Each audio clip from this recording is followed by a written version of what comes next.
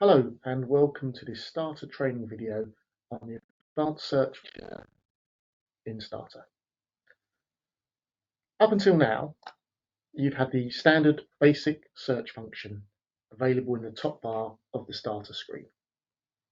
So if I search, for example, on the word content, hit enter, I'll get 38 results returned.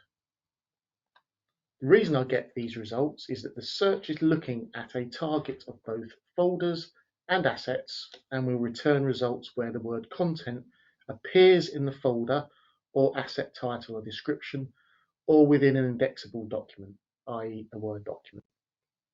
So while some results here seem obvious, like the two folders here that have the word content in, others do not. In fact, none of these assets displayed here, the 36 assets, have the word content in them. Okay. The reason they're displayed is that they are contained within a folder that has the word content in. So now we can see from the results of that search on the left-hand side the new advanced search area. So here I can make changes to refine the search I want to do. So we can see that the search target type by default is set to folders and assets. Okay. So if I change that to just assets and click search again, we can now see I'm down to 36 results. Okay, so let's remove the two folders from the set of search results, but I've still got 36 results based on the fact that those assets exist within a folder with the word content in. So I can still do further refinements. So here, where I've got search in, the default is set to all data. Okay, so if I change this to title only and then run the search, I'm now searching for the word content in assets only for the title only. And run that search, and I'm now down to one result, okay, where I can see that the asset title, oral histories content, is displayed. Okay, so that's how I can refine that search. I could refine this search further by using the exact match rather than partial match option here. Okay, I can also change the target type. I have options to choose specific formats in here as well. And I also have the option down here to choose a date range.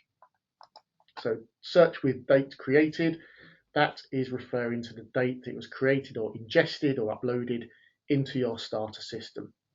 Note that the date format currently is UK day / month / year. Okay. It's also possible to configure what is displayed in the search results by using the More Actions option up here and grid customization. So when I click on there, it gives me options to choose which fields are displayed. By default, date, type and size are included. I can include description as well if I want, and also I can add fields from the metadata templates. So here I can select from a choice of metadata templates.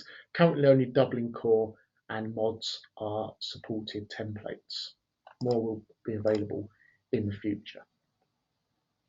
So if I go back and run the same search as before, so in here I'm just going to reset this search, go back to content up here, and I'm just going to run that again. So let's just clear that out.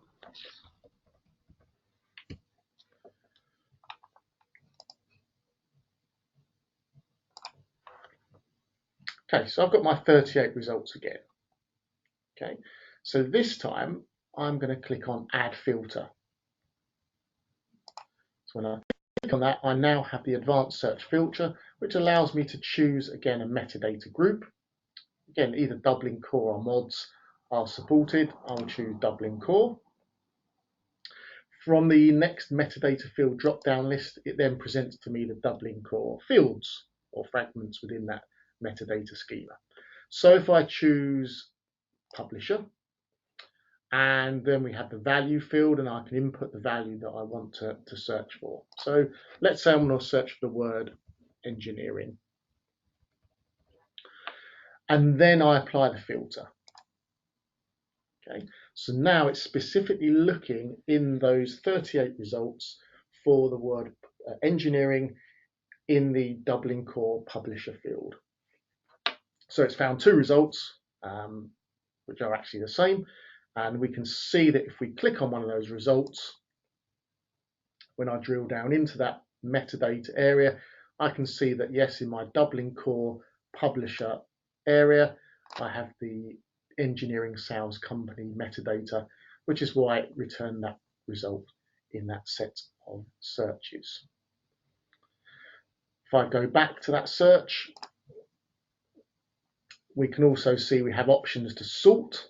So from title, date, size, I can sort the values returned. I can also download the asset from there as well. And that will be the most recent access representation if there's one. If not, then the most recent preservation representation. So that's how we can perform an advanced search from the result of a basic search. You can also do an advanced search without running a basic search first. So if I go back to my Explorer screen, we can see we have this magnifying glass button down here on the left-hand menu. If I click on that, that takes me straight into the advanced search. So I can go straight in, run my search by putting in a criteria up here, and then filling out the various parameters below that.